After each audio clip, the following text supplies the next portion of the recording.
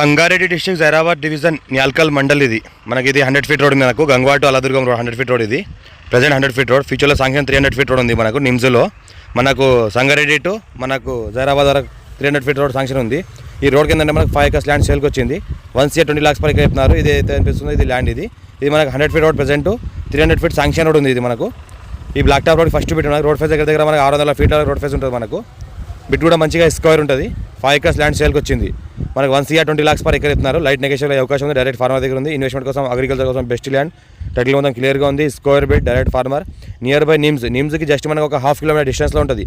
అపోజిట్లో ఏంటంటే నిమ్స్ ఉంటుంది, ఇటు సైడ్ ఏంటంటే ల్యాండ్ ఉంటుంది.